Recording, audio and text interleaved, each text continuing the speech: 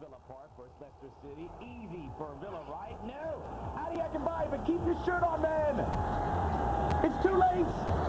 1-0 Leicester City. Dennis Wise plays in the cross. Some madness in front, and Akinbaye just outleaps everyone. Yeah, Sinclair gets away with a push off Peter Schmeichel. You take a look at it from the rear view angle. Sinclair just says, "Get out of my way, Big Peter." It's a basketball screen. It is a basketball screen. Opens it up for Akinbaye with his second on this season. Then we go into the second half. Akinbaye contesting with Schmeichel, who looks more like Massimo Taibbi right now. Jamie Scowcroft getting into the back of the nets here for his first goal in his new club. Not a bad strategy. They put those high balls in both times, and Villa just couldn't handle it either time. And in the madness that ensued inside the penalty area, Leicester City were able to get 2 goals. No one could see this coming. Check this out. Dennis Wise, the kick by David Ginola. The red card for Ginola, and it gets worse, doesn't it? Charlton at the Valley taking on Newcastle United. There's Craig Douglas Bellamy. Finally out of hot water with club management and performing like he was earlier this season. And this one falls fortuitously, this time to Gary Speed in the second half. And the Magpies flying high. Wales forever, Wales forever, we'll support you evermore. Bellamy, Gary Speed, the 2 Welshmen involved mightily. And Newcastle United come down to London, have the 1-0 advantage. Charlton would have something to say, though. They bring in their youngster today. Scott Parker comes through. This is going to be Charlie McDonald with a lovely ball. And talk about another fortuitous bounce. The 20-year-old gets his first goal for the Addicts and ties it up 7 minutes from time. Charlton still in the wrong half of the standings. They need all the points they can get. So this was good. They were able to come back, but that's as close as they would come. They'd settle for the point, as would Newcastle. Alan Shearer would end it on a bad note with that elbow against John Fortune, but later vindicated. Allegedly, he would be vindicated in Newcastle. Pride Park. This is Patrick Berger for Liverpool. Opens it up for Michael Owen. Not a good save from Mark Poom. And as a result, little Michael gets into the back of the net, and in a first game back from injury in quite a while, Michael Owen in minute 6. Another early goal. Well, Patrick Berger gets a lot of the credit here with that thundering shot. Mark Poom should have done better. Tough angle. Michael Owen, of course, no Robbie Fowler anymore for Liverpool, and Owen knows he'll get a lot more playing time, and he's taking advantage of it. The cross, Derby County. Benebianca, it's a handball. Yes, Fabrizio Lavanelli has done it. This is on Emil Heskey here. Didn't look to be too intentional. Oh, handball nonetheless. And nonetheless, so Ravanelli, who missed one against Newcastle last week, would he do it again? Oh! Ravanelli! Jersey Dudek coming up huge for Liverpool. Road, Ipswich Town took on Arsenal. Look at this perfectly timed ball by Terry Henry. Freddie Ljungberg, full stretch. And in minute 5, do you see a theme developing with these early goals? That was the theme of the day on Saturday in EPL action. Henry, Ljungberg, and Ipswich Town, more misery for them. Ljungberg, probably the hardest working Swede in London, takes that ball from Pires and puts it home here, minute 5. Good work here from Jermaine Wright on the right side, hooks it up nicely. And this time from Clapham. Then it was Pires' turn one more time. I told you he's the hardest working Swede. And this is why Thierry Henry would get the beneficiary penalty from this. The Red Rooster.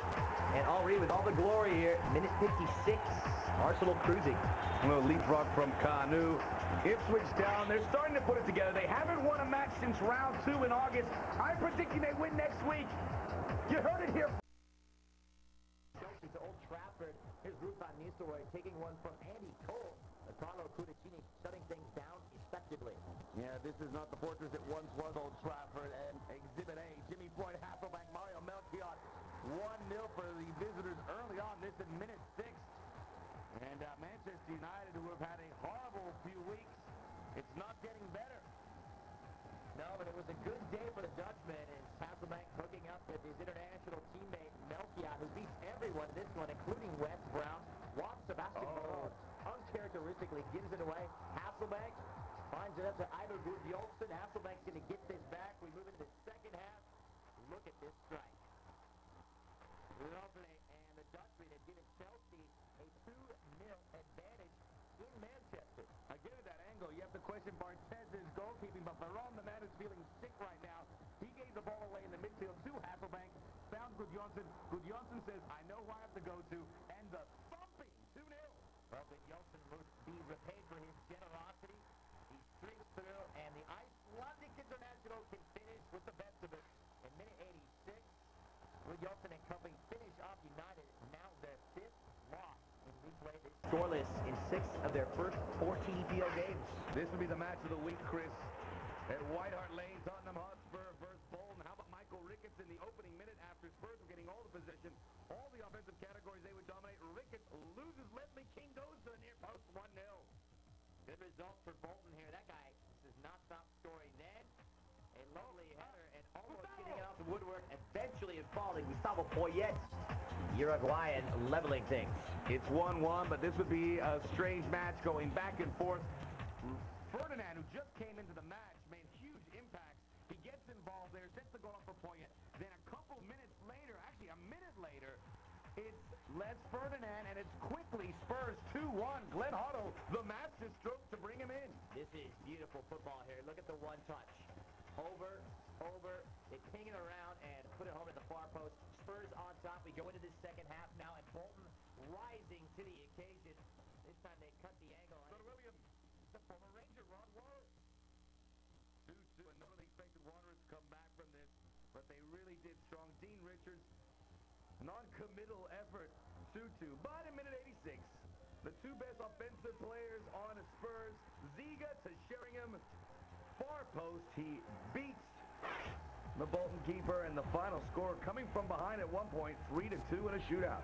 Steady Teddy. 5 minutes into the second half, however, Everton moved up a gear. Steve Watson found Radzinski, and Radzinski going for goal himself.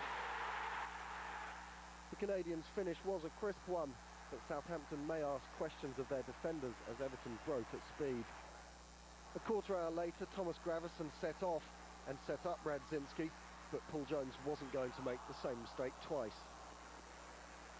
Minutes later, Gemmell teed up Gravesen, whose finish was far too casual, and his manager was furious.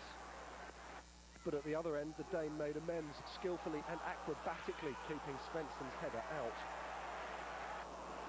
And with 5 to go, again Everton broke at speed, and this time Gravesen got it right. Perfect cross, Pembridge with the perfect finish. All of which cheered up the manager. So he and his players and his fans all went home happy. Everton top half of the table, Southampton very much in the bottom 3. Ben Coles, Sky Sports. Hooked in, underway by Maweni to Patrick Berger. Doesn't favour his right foot, it took a deflection, it took a tumble. Owen!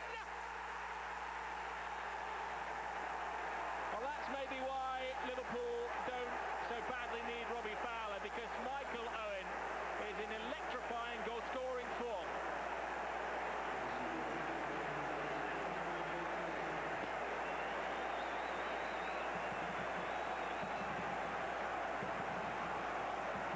It wasn't a bad shot, it took a deflection, it was unfortunate goalkeeping, but like lightning, Owen was in to strike.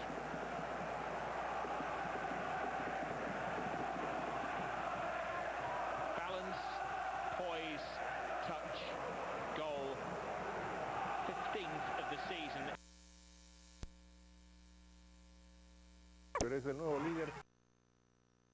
Both ways before Teddy Sheringham snatched his side a dramatic victory. Sven's back, his thoughts turn from Japan and Korea to Tottenham and Bolton. Perhaps there'll be a place for Ledley King in his defensive plans. But there's another young English player emerging in the Premiership. Dolan with a layoff to Michael Ricketts. Good control from him, and he's done it again! Michael Ricketts with his 7th goal in 7 games. He sold King a dummy and gave Neil Sullivan little chance to keep out the shot.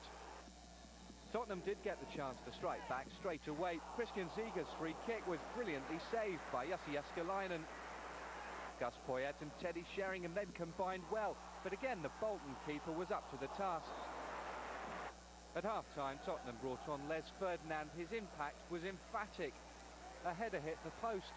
Mike Whitlow, desperate to get the ball away, then hit the crossbar, and Gus Poyet profited.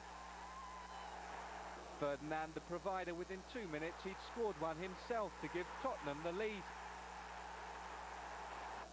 But Bolton have taken points away from Ellen Road, Highbury and Old Trafford this season, so White Hart Lane wouldn't scare Rod Wallace.